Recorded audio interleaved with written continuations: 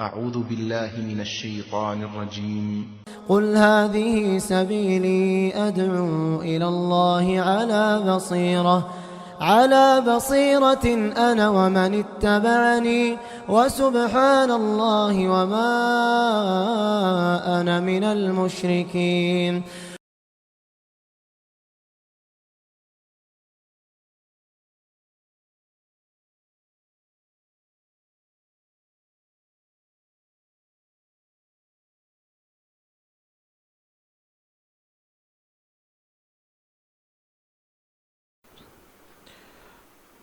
إن الحمد لله نحمده ونستعينه ونستغفره ونعوذ بالله من شرور أنفسنا ومن سيئات أعمالنا من يهده الله فلا مضل له ومن يضلل فلا هادي له وأشهد أن لا إله إلا الله وأشهد أن محمدا عبده ورسوله. أما بعد فأعوذ بالله من الشيطان الرجيم. يا أيها الذين آمنوا اتقوا الله حق تقاته ولا تموتن إلا وأنتم مسلمون. يا أيها الناس اتقوا ربكم الذي خلقكم من نفس واحدة وخلق منها زوجها وبث منهما رجالا كثيرا ونساء واتقوا الله الذي تساءلون به والأرحام إن الله كان عليكم رقيبا.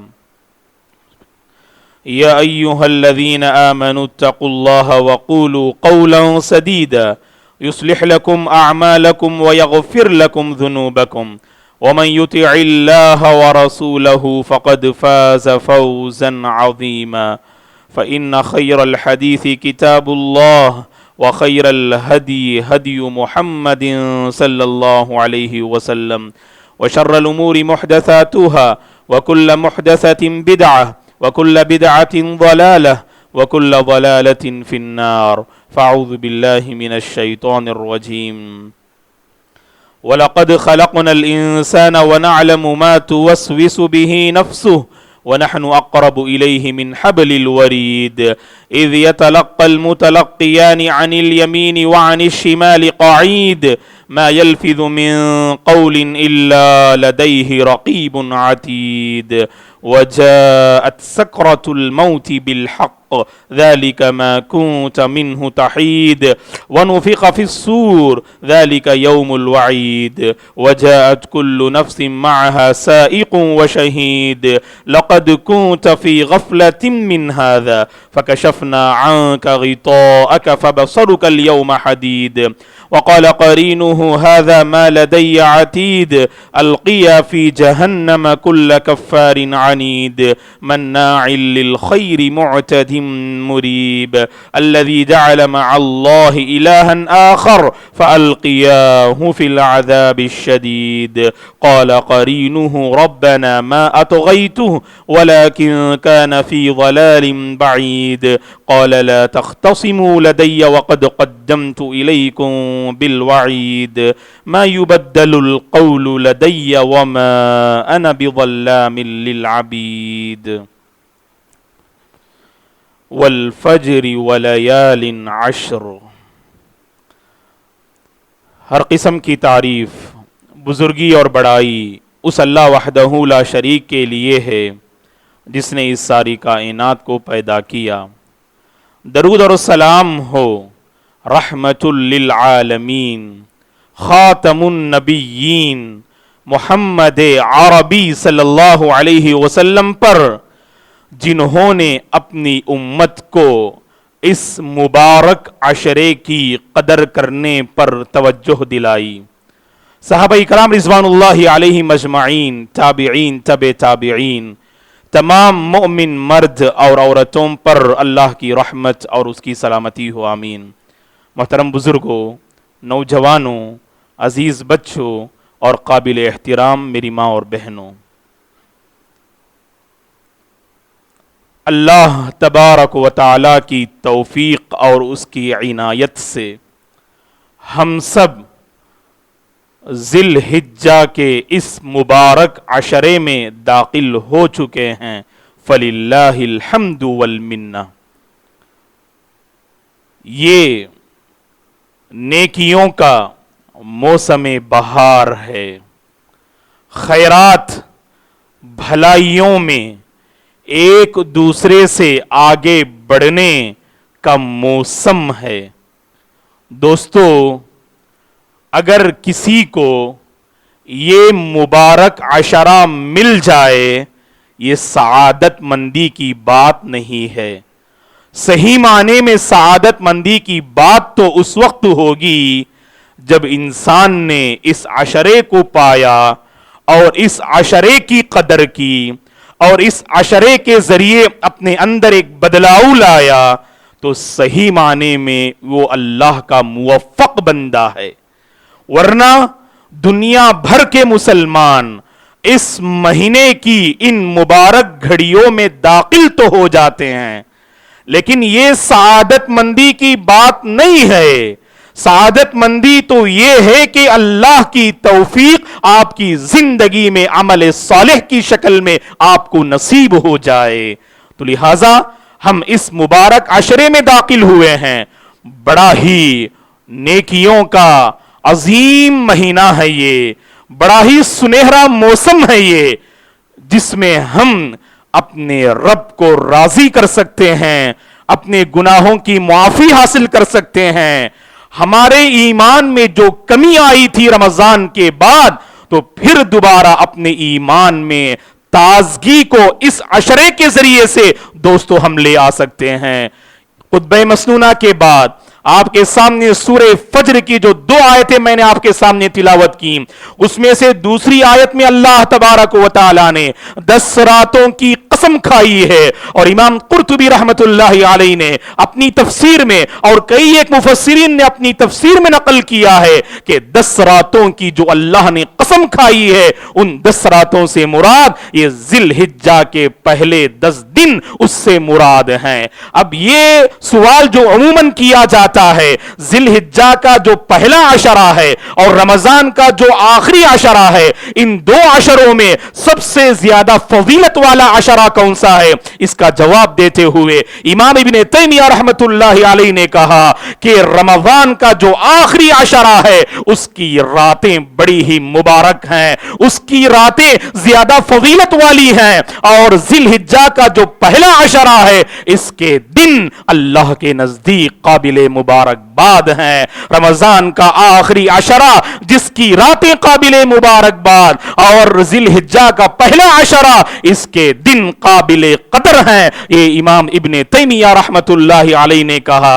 تو لہذا دوستو، ہم عشرے میں داخل تو ہو چکے ہیں، اب ہم میں سے ہر ایک کی اس بات کی کوشش کرنی چاہیے ہر ایک کو کہ زیادہ سے زیادہ موسم بہار سے فائدہ اٹھائیں اور نیکیوں کے میدان میں ایک دوسرے سے سبقت لے جائیں. اگر ہم شرعی مسئلے کی اگر ہم بات کریں تو ہم میں سے جو قربانی دینا چاہتے ہیں، ہم میں سے جو قربانی دینا چاہتے ہیں، ذی الحجہ کی 10ویں تاریخ جو ہمارے لیے عید الاضحیٰ کا دن ہوگا، جو اس کے بعد والے اتوار میں انشاءاللہ دنیا بھر کے مسلمان الحمدللہ عید مناتے ہیں اور اللہ کی راہ میں جانور کو ذبح کرتے ہیں. تو لہذا جو ذبح قربانی دینا چاہیں تو وہ اپنے سر کے بال، بغل کے بال، زیر ناف کے بال اور مونچھ کے بال نہیں نکالنا چاہیے اور ناخن نہیں تراشنا چاہیے، کیونکہ اللہ کے نبی صلی اللہ علیہ وسلم نے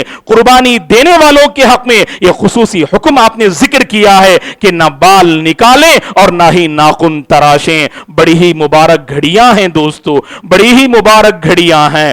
امام دارمی رحمت اللہ علیہ نے اپنی سنن میں سعید ابن جبیر رحمت اللہ علیہ کے حوالے سے لکھا ہے کہ جب وہ ذی الحجہ کے پہلے 10 دن میں داخل ہوتے تو اتنی محنت کرتے اللہ کو راضی کرنے کے لیے اپنے آپ کو اس قدر تھکاتے کہ عام انسان کے بس کی بات نہیں ہوا کرتی تھی. یہ سلف کا حال رہا کہ جب وہ عشرے میں داخل ہوتے تو اس کی قدر کرتے. امام ابن حجر رحمت اللہ علیہ نے اس کا ریزن بتاتے ہوئے کہا کہ آخر کار اللہ کے نزدیک یہ ذی الحجہ کے پہلے 10 دن کیوں زیادہ فضیلت والے ہیں. آپ نے اس کا ریزن اور سبب ذکر کرتے ہوئے کہا لِمَكَانِ اجْتِمَاعِ أُمَّهَاتِ الْعِبَادَةِ فِيهِ وَهِيَ الصَّلَاةُ وَالصِّيَامُ وَالصَّدَقَةُ وَالْحَجُّ وَلَا يَأْتِي ذَلِكَ إِلَّا فِي غَيْرِهِ. امام ابن حجر رحمۃ اللہ علیہ نے صحیح بخاری کی وہ حدیث جس میں اللہ کے نبی نے فرمایا صلی اللہ علیہ وسلم نے ما من ایام العمل الصالح فیہن احب الی اللہ من هذه الایام العشر. اللہ کے نزدیک ان 10 دنوں میں کیے جانے والے اعمال، ان 10 دنوں میں کی جانے والی نیکیاں بقیہ دنوں میں کیے جانے والے اعمال، بقیہ دنوں میں کی جانے والی نیکیوں سے زیادہ اللہ تعالیٰ کو پسندیدہ ہیں.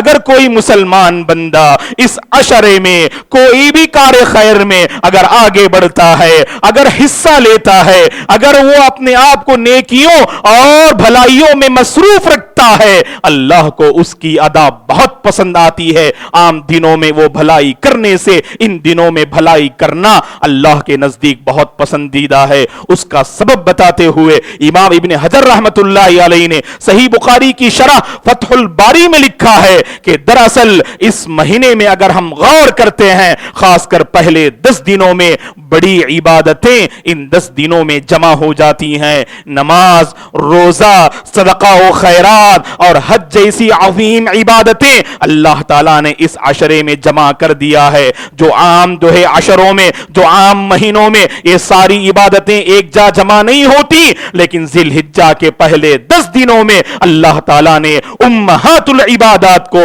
بڑی بڑی عبادتوں کو اللہ تبارک و تعالیٰ نے جمع کر دیا ہے. تو لہذا دوستو ہمیں اس بات کی کوشش کرنی چاہیے، اللہ تعالیٰ نے ہماری زندگی کے حق میں جو یہ فیصلہ لیا ہے کہ موسم خیرات سے ہم مالا مال ہو، تو لہذا ہمیں اس کی قدر کر لینی چاہیے. اور قدر کیسے ہوگی؟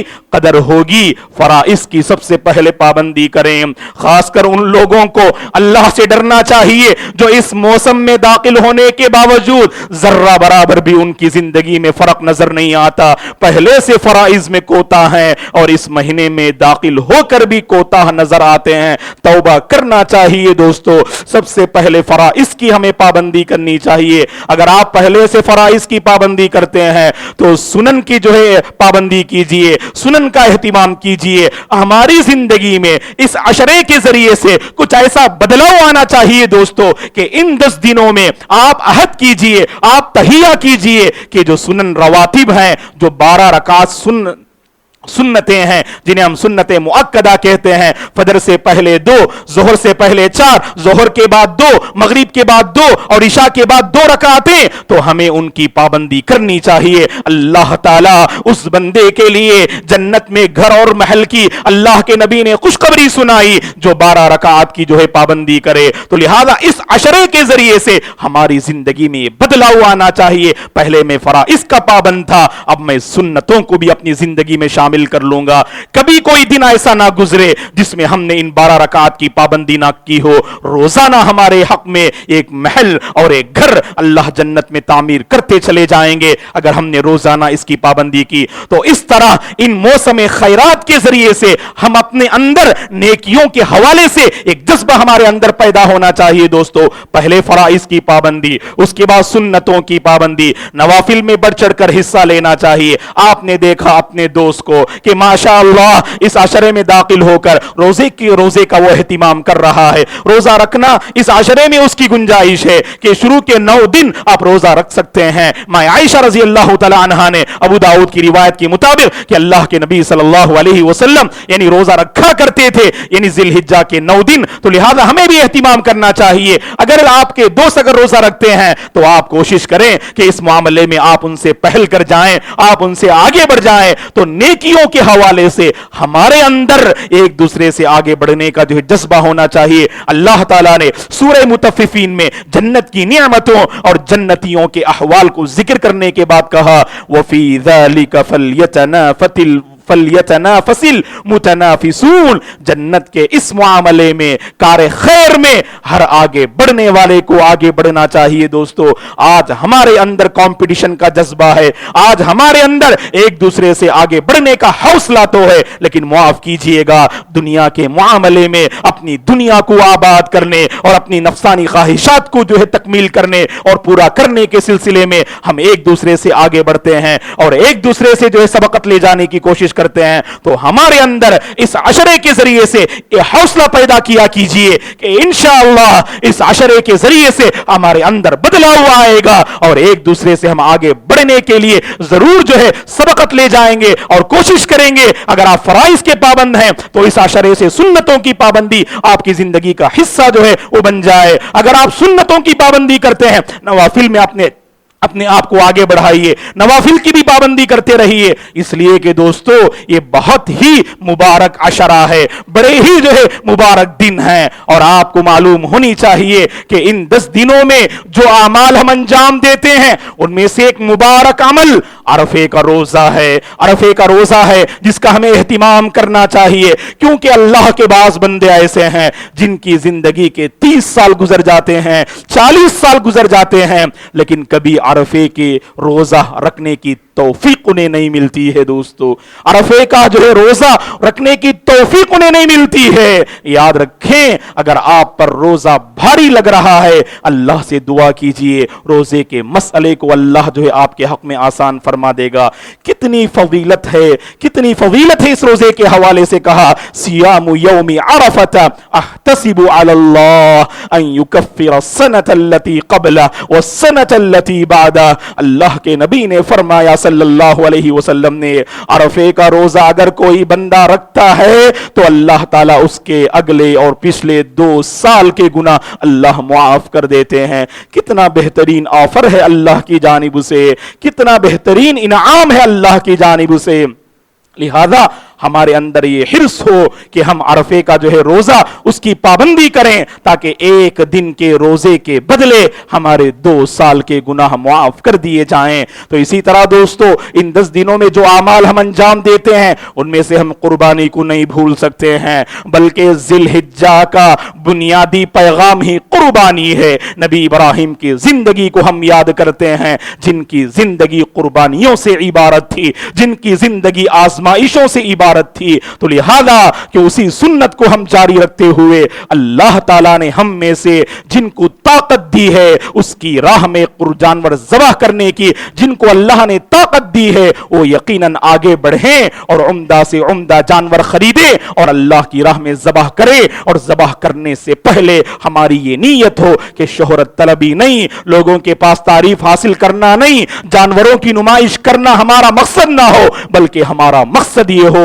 کہ اس قربانی کے ذریعے سے اللہ تعالیٰ کی رضامندی ہم پالیں۔ لن ینال اللہ لحومها ولا دماؤها ولكن يناله التقوى منكم۔ اللہ کے پاس نہ جانوروں کا گوشت پہنچتا ہے نہ جانوروں کا خون پہنچتا ہے، اگر اللہ کے پاس کوئی چیز پہنچتی ہے تو تمہارے دلوں کا تقوی ہے، اور تمہارے دلوں میں جو اللہ کی خشیت ہے، یہی خشیت اور یہی تقوی اللہ تعالیٰ کو پہنچتا ہے دوستو۔ تو لہذا اللہ کو راضی کرنے کے لیے ہم اللہ کی راہ میں جانور کو ذبح کریں گے، اور قربانی کا جو عظیم جو فریضہ اور جو عظیم عبادت ہم انجام دیتے ہیں اس کے پیچھے ہم اللہ کے دربار میں یہی کہتے ہیں، اے اللہ تیرا حکم تھا تو ہم نے جانور پر چھری چلائی، اور جب بھی تیرا حکم آئے گا ہم اپنی نفسانی خواہشات پر یقیناً جو ہے چھری چلائیں گے، اور نفسانی خواہشات کو تیری خاطر ہم قربان کر دیں گے، تیری شریعت پر ہم عمل کریں گے۔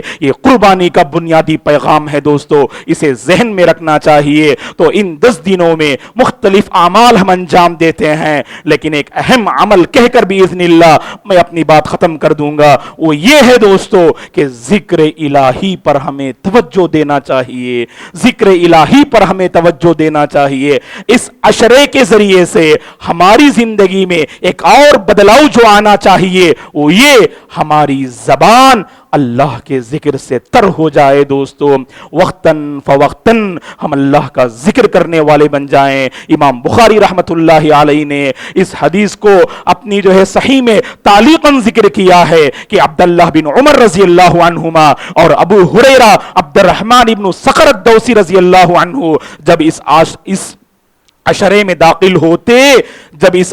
داخل ہوتے تو بازار نکل جاتے اور بلند آواز سے تکبیر کا اہتمام کرتے تاکہ وہ لوگ جو دنیاوی کاموں میں مصروف ہوں ان کو یاد دہانی کرانے کے لیے اجتماعی طور پر آپ ذکر کا اہتمام نہیں کریں گے. اس کا ثبوت ہمیں قرآن و سنت سے نہیں ملتا ہے. لیکن آپ اگر اپنے گھر پہ ہیں, کاروبار کر رہے ہیں, وہاں پر آپ کچھ بلند آواز سے لا الہ الا اللہ, اللہ اکبر, سبحان اللہ, اللہ اکبر, اللہ اکبر, اللہ اکبر کبیرہ, اللہ اکبر, اللہ اکبر, لا الہ الا اللہ, اللہ اکبر, اللہ اکبر وللہ الحمد, لا حول ولا قوت الا باللہ. تو اس طرح کے جو مبارک اذکار ہیں وقتاً فوقتاً اپنی مجلسوں میں, اپنے گھروں میں اور اپنے کاروبار میں پڑھا کیجئے دوستو, تاکہ آپ کے سامنے جو لوگ جن کے ذہن ذکر سے غافل ہیں, آپ کی زبان اگر ذکر سے تر ہو اور سامنے والا سن لے تو اس کی زبان پر بھی ذکر جاری ہو جائے گا اور آپ کو بھی برابر اس کا ثواب ملتا رہے گا. کیونکہ اللہ کے نبی نے فرمایا صلی اللہ علیہ وسلم نے, من دل علی خیر کفاعلی, اگر کسی نے بھلائی کی طرف رہنمائی کی, بھلائی کرنے والے کو جتنا ثواب ملے گا رہنمائی کرنے والے کو بھی اتنا ہی ثواب ملے گا. یہاں پر ایک معاملہ میں ذکر کرنا مناسب سمجھتا ہوں دوستو.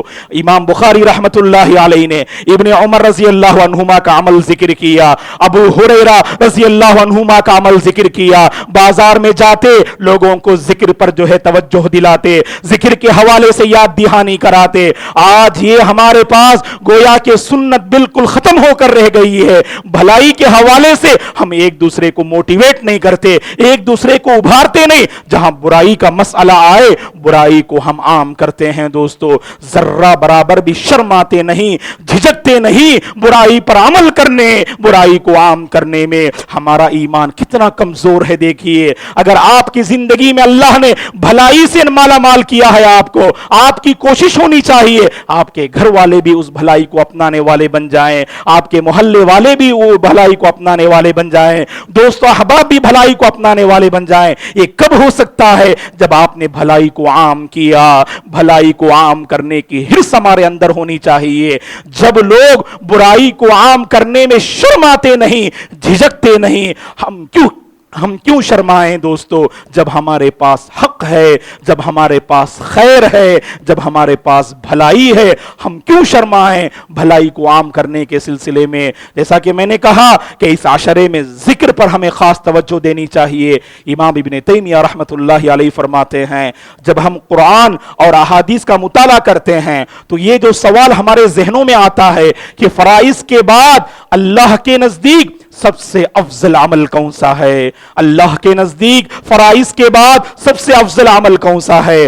حالات کے اعتبار سے, اشخاص کے اعتبار سے افضل عمل یہ بدلتے رہتا ہے. کسی کے حق میں افضل عمل جو ہو دوسرے کے حق میں حالات اور اشخاص کے اعتبار سے وہ افضل عمل بدل جائے گا. لیکن آپ رحمت اللہ علیہ فرماتے ہیں کہ تمام علماء کا اس بات پر اتفاق ہے کہ اگر کوئی بندہ اپنی زندگی میں ذکر الہی اور اس پر مداومت اختیار کرے یہ اللہ کے نزدیک افضل عمل ہے. کیونکہ صحیح مسلم کی حدیث ہے, غور سے سنیے, صحیح مسلم کی حدیث ہے. اللہ کے نبی نے فرمایا صلی اللہ علیہ وسلم نے سبق المفردون, سبق المفردون, مفردون آگے بڑھ گئے, مفردون آگے بڑھ گئے. صحابہ نے پوچھا اے اللہ کے رسول یہ مفردون کون ہیں؟ آپ نے فرمایا الذاکرون اللہ کثیرا والذاکرات, اللہ کو زیادہ یاد کرنے والے مرد اور اللہ کو زیادہ یاد کرنے والی عورتیں.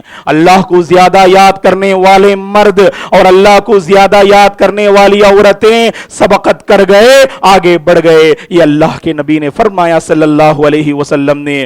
دوستو تھوڑا غور کر کے دیکھیں، ہم میں سے کون پریشان حال نہیں، ہم میں سے کس کی زندگی میں پریشانی نہیں؟ کوئی اپنی انفرادی زندگی کے مسئلے کو لے کر پریشان ہے، کوئی اجتماعی زندگی کے مسئلے کو لے کر پریشان ہے، کوئی معاشرتی مسئلے کو لے کر پریشان ہے، کوئی سیاسی مسئلے کو لے کر پریشان ہے، کوئی مالی مسئلے کو لے کر پریشان ہے، کوئی تعلیمی مسئلے کو لے کر پریشان ہے، کوئی دینی مسئلے کو لے کر پریشان ہے۔ ہم میں سے ہر ایک پریشان حال ہے۔ یاد رکھیں، اس مبارک عشرے کی قدر کیجئے اور اس کے ذریعے سے اپنی زبان کو اللہ کے ذکر سے تر رکھیے۔ اس کا فائدہ یہ ہوگا حالات میں بدلاؤ آ سکتا ہے، حالات اللہ تعالیٰ بدل سکتے ہیں۔ ذکر الہی میں اللہ نے ایسی تاثیر رکھی ہے کہ اس کے ذریعے سے ہم حالات کا کایا پلٹ سکتے ہیں۔ اور یہ جو خوفناک ماحول جو ہندوستان میں مسلمان محسوس کر رہے ہیں، یہ خوفناک ماحول پرامن ماحول میں بدل سکتا ہے۔ کیا دلیل؟ اس کے لیے دلیل یہ ہے، آپ سورہ صافات پڑھ کے دیکھیے۔ اللہ تعالیٰ نے یونس علیہ السلام کا قصہ ہم میں سے کون نہیں جانتے؟ اللہ تعالیٰ نے یونس علیہ السلام کا قصہ ذکر کرتے ہوئے کہا لَلَبِثَ فِي بَطْنِهِ فَلَوْلَا أَنَّهُ كَانَ مِنَ الْمُسَبِّحِينَ لَلَبِثَ فِي بَطْنِهِ إِلَى يَوْمِ يُبْعَثُونَ۔ اگر یونس علیہ السلام مچھلی کے پیٹ میں اگر اللہ کی پاکی بیان نہ کرتے، قیامت کے دن تک اللہ یونس علیہ السلام کو مچھلی کے پیٹ میں باقی رکھتا۔ یونس علیہ السلام اس مشکل گھڑی میں جب انہوں نے اللہ کو یاد کیا، اللہ تعالیٰ اس مشکل گھڑی میں آپ کی مدد فرمائی۔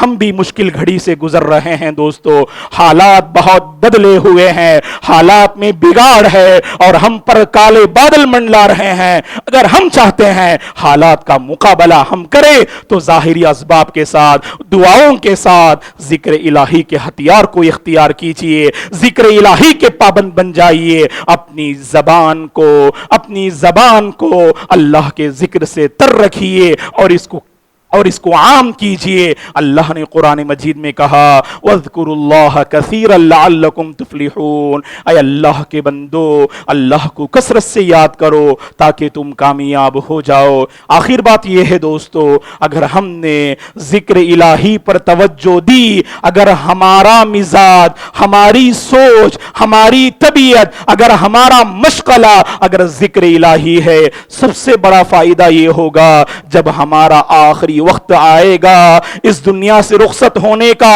جب آخری وقت آئے گا تو اللہ تعالی ہمیں حسن خاتمہ نصیب فرمائیں گے۔ اس حال میں ہماری روح اس دنیا سے پرواز کر جائے گی کہ ہماری زبان اللہ کے ذکر سے تر رہے گی۔ تو کوشش کریں دوستو، اپنی زبان کو جہاں تک ہو سکے اللہ کے ذکر سے تر رکھیں۔ یہ اس عشرے کا ایک اہم پیغام سمجھ لیجئے آپ۔ اس عشرے کے ذریعے سے ہمارے اندر جو سب سے بڑا بدلاؤ آنا چاہیے وہ یہ عشرہ ذکر کا عشرہ ہے، اور اس عشرے کے ذریعے سے ہم ذکر الہی کے پابند بن جائیں گے انشاءاللہ۔ ذکر الہی ہماری پہچان بن جائے گی باذن اللہ۔ اللہ تبارک و تعالیٰ سے دعا ہے کہ پروردگار اس نیکیوں کے موسم بہار کی قدر کرنے کی اللہ ہم میں سے ہر ایک کو توفیق عطا فرمائے، ہر نیکی میں بڑھ چڑھ کر حصہ لینے کی توفیق عطا فرمائے، ہر عمل کو خالصتاً لوجہ اللہ کو راضی کرنے کے لیے انجام دینے کی پروردگار ہم میں سے ہر ایک کو توفیق عطا فرمائے۔ پروردگار ہمارے روزوں کو قبول فرمائے، ہمارے اعمال صالحہ کو قبول فرمائے، ہماری قربانی کو قبول فرمائے، ہمارے اذکار کو اللہ تعالیٰ قبول فرمائے، ہماری دعاؤں کو اللہ تعالیٰ قبول فرمائے۔ اللہ تعالیٰ یہ جو خوفناکی کا ماحول ہم دیکھ رہے ہیں، اے اللہ تو اس ماحول کو پرامن ماحول میں بدل دے، اس ماحول کو اے پروردگار تو پرامن ماحول میں بدل دے۔ امن والی زندگی ہمیں نصیب فرما، سکون والی زندگی نصیب فرما، اسلام پر عمل کرنے کی سعادت ہمیں نصیب فرما، دین پر عمل کرنے کی سعادت نصیب فرما۔ ہماری اپنی بچیوں کی اے اللہ تو حفاظت فرما، ہمارے اپنے مسلم نوجوان طلباء کی اے اللہ تو حفاظت فرما، شاعر دین کی حفاظت فرما، مساجد کی حفاظت فرما، مدارس کی حفاظت فرما، اور ہماری زندگی میں جو دینداری ہے اے اللہ اس دینداری کی تو حفاظت فرما۔ جب تک اس دنیا میں باقی رکھ तेरे जिक्र पर बाकी रख, और जब हमारा खातिमा हो ऐ अल्लाह तेरे जिक्र पर हमारा खातिमा नसीब फरमा। आमीन। अक़ूलु क़ौली हाज़ा व अस्तग़फ़िरुल्लाह ली व लकुम व लिसाइरिल मुस्लिमीन मिन कुल्लि ज़ंब फ़स्तग़फ़िरू इन्नहु हुवल गफ़ूरुर रहीम।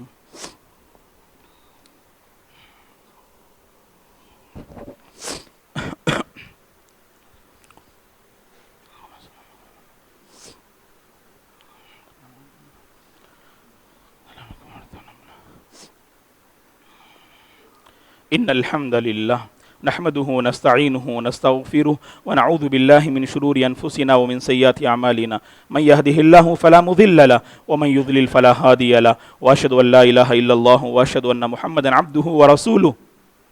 अम्मा बाद फ़अऊज़ु बिल्लाहि मिनश शैतानिर रजीम। इन्नल्लाह व मलाइकतहु युसल्लूना अलन नबी या अय्युहल्लज़ीना आमनू सल्लु अलैहि व सल्लिमू तस्लीमा। अल्लाहुम्मा सल्लि अला मुहम्मद व अला आलि मुहम्मद कमा सल्लैता अला इब्राहीम व अला आलि इब्राहीम इन्नका हमीदुम मजीद। अल्लाहुम्मा बारिक अला मुहम्मद व अला आलि मुहम्मद कमा बारकता अला इब्राहीम व अला आलि इब्राहीम इन्नका हमीदुम मजीद। अल्लाहुम्मा अइज़्ज़िल इस्लाम वल मुस्लिमीन व अज़िल्ल शिर्क वल मुशरिकीन। अल्लाहुम्मा अइज़्ज़िल इस्लाम वल मुस्लिमीन। अल्लाहुम्मा अहफ़ज़िल इस्लाम वल मुस्लिमीन। अल्लाहुम्मा अंसुरिल इस्लाम वल मुस्लिमीन। रब्बना ला तुज़िग़ क़ुलूबना बअद इज़ हदैतना व हब लना मिन लदुनका रहमा इन्नका अंतल वह्हाब। अल्लाहुम्मा आति नुफूसना तक़वाहा व ज़क्किहा अंत खैरु मन ज़क्काहा अंत वलियुहा व मौलाहा। अल्लाहुम्मा ला तदअ लना ज़ंबन इल्ला गफ़रता वला हम्मन इल्ला फ़र्रजता वला दीनन इल्ला क़ज़ैता वला मरीज़न इल्ला शफ़ैता वला हाजतन मिन हवाइजिद दुनिया वल आखिरा इल्ला क़ज़ैतहा या रब्बल आलमीन। अल्लाहुम्मा अश्फ़ि मर्ज़ाना व मर्ज़ल मुस्लिमीन। अल्लाहुम्मा अश्फ़ि मर्ज़ाना व मर्ज़ल मुस्लिमीन। अल्लाहुम्मा अरहम मौताना व मौतल मुस्लिमीन। अल्लाहुम्मा इन्ना नसअलुकल हुदा वत्तुक़ा वल अफ़ाफ़ वल ग़िना। इबादल्लाह रहिमनी व रहिमकुमुल्लाह। फ़अऊज़ु बिल्लाहि मिनश शैतानिर रजीम। इन्नल्लाह यअमुरु बिल अदलि वल इहसानि व ईताइ ज़िल क़ुरबा व यन्हा अनिल फ़हशाइ वल मुनकरि वल बग़य यዒज़ुकुम लअल्लकुम तज़क्करून। उज़्कुरुल्लाह अल अज़ीम यज़्कुरुकुम व लज़िक्रुल्लाहि तआला अकबर वल्लाहु यअलमु मा तस्नऊन।